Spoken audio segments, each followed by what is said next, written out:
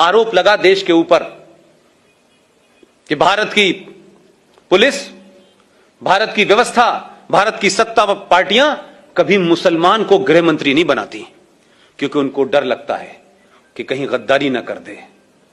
हमने कहा कि शायद ऐसा होता होगा, शायद यही वजह है 1989 में वीपी सिंह की सरकार में भारत का पहला मुसलमान गृह मंत्री बना 8 दिसंबर 1989 को, 89 को।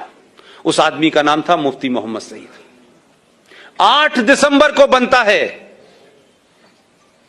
और 8 दिसंबर को और 19 जनवरी के बीच में भी महीना भी पूरा नहीं हुआ था, और 19 जनवरी को पूरे कश्मीर के अंदर से 5.5 लाख कश्मीरी हिंदू पंडितों को मार के, रेप करके, बच्चों को उछाल उछाल के मारा है।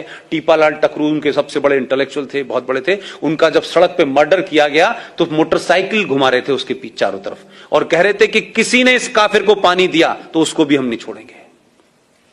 न मुफ्ती की बेटी रोई, न अब्दुल्ला रोया, न कश्मीरियत कहीं आई, और चुपचाप खत्म हो गया। आज इसके बारे में कहीं बात नहीं होती।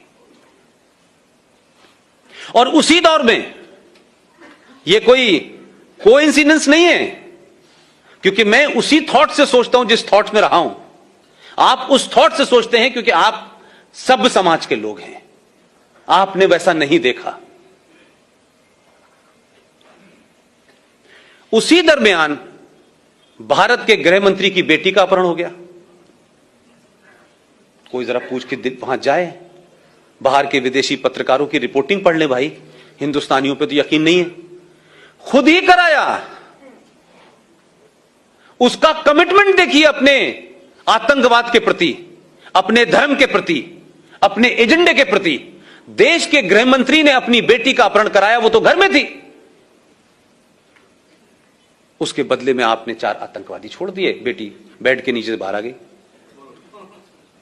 ये कोई छुपी हुई बात नहीं है भाई। उसी दरमियान में एक साहब हैं, सेकुलर हैं, कांग्रेस पार्टी के राज्यसभा में लीडर ऑफ अपोजिशन है।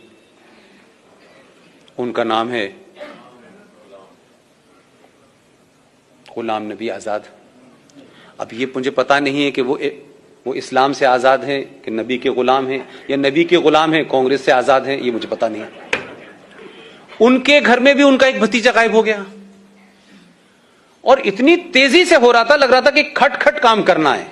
और क्या डिवाइस निकाली उन्होंने कि उनका भतीजा गायब हुआ, 27 आतंकवादी छोड़ दिए, शाम को भतीजा घर आ गया। एक और साहब हैं जिन्होंने वोट वाजपेयी के दरमियान दिया था, नाम जानते हैं? सैफुद्दीन सोज साहब। उनकी भतीजी गायब हो गई। ये ऐसे लग रहा था कि सबका एजेंडा कितना खूबसूरत है।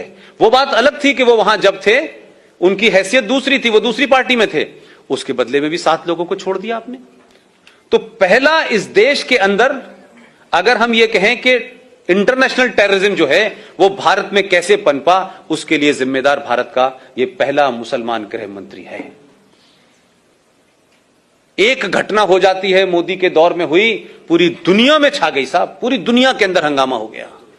कोई वीजा रुकवाने चला गया, कोई धरना करने चला गया, कोई प्रदर्शन करने चला गया, लेकिन 5 लाख हिंदू अपने ही देश में शरणार्थी हैं। दिल्ली की सड़कों पे, दिल्ली हाट के सामने कोई पान की दुकान कर रहा है, कोई चूरन की दुकान कर रहा है, कहां कहां रह रहे हैं, कोई बंगलोर भाग गया, कोई कहीं भाग गया। लेकिन इस देश में कोई बड़ा जुलूस, कोई बड़ा प्रदर्शन, कभी संसद इसके लिए नहीं रही। इसलिए मैं जुडिशरी की भी तरफ आता हूं।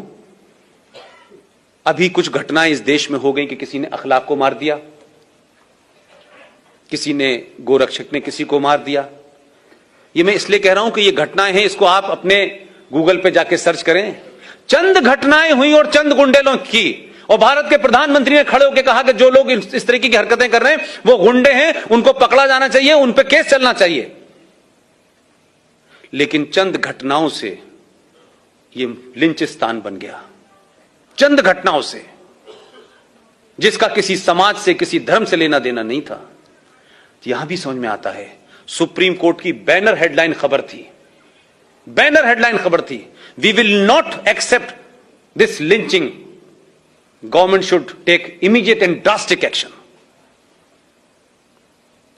इसी हिंदुस्तान के अंदर 1984 में दिल्ली के अंदर लुटियन दिल्ली में, जहां राष्ट्रपति, प्रधानमंत्री, सारी सत्ताएं के सबका पावर है, वहां 3,500 सिखों को दौड़ा दौड़ा कर मारा, सड़कों पे मारा, गले में टायर डाल के मारा, बच्चों को उछाल उछाल के मारा, बॉक्स में जो लोग छुप गए थे उस बॉक्स में आग लगा के मारा। भाई साहब, सुप्रीम कोर्ट ने कभी नहीं कहा कि इस देश में अगर मॉब लिंचिंग पहली हुई थी तो वो तो ये थी, कभी नहीं बोली। 3.5 लाख और 5 लाख कश्मीरी हिंदू पंडितों के साथ किया, वो मॉब लिंचिंग नहीं थी। लेकिन सुप्रीम कोर्ट का पाखंड और ड्रामा देखिए कि सुप्रीम कोर्ट क्या कर रही है। सुप्रीम कोर्ट भारत की सेनाओं को डायरेक्शन दे रही है। क्या डायरेक्शन है साहब? कि देखिए, आप जब आतंकवादी से लड़ें तो ये जो पीछे जो आपके देशभक्त लोग हैं, जो आप पे पत्थर मारते हैं, क्योंकि भटके हुए लोगों ने पता नहीं पत्थर कहां मारना था, तो गलती से आप पे मार रहे हैं, लिहाजा आप इन पे गोली ना चलाएं, आप इनके ऊपर प्लास्टिक की गोली चलाएं। सेना का एक आदमी विदेशी आतंकवादियों से लड़ रहा है, उसका मुंह इधर है, फिर वो अपनी बंदूक से प्लास्टिक की गोली डाले, फिर इधर चलाए। जब उनसे कहा कि ऐसा मुमकिन नहीं है, बोले नहीं, उनके ऊपर पानी डालें, गर्म पानी डालें। तो वो पहाड़ों में पहले टैंक लेके जाए अपने कंधे पे कि पहले मतलब मानसिक दिवालियापन है इस देश के अंदर यार। वही कहता है कि गर्म पानी डालो, ठंडा पानी डालो, प्लास्टिक डालो, और इतनी चिंता होती है कि बाकायदा प्लास्टिक की गोलियों की नपाई इंची टेप से करने लगता है सुप्रीम कोर्ट। सुप्रीम कोर्ट को इस बात की चिंता है कि मुंबई की दही हांडी की लंबाई कितनी है भाई, ये ज्यादा हो गई आधी इंच तो भाई साहब पे केस चलेगा। महाकाल पे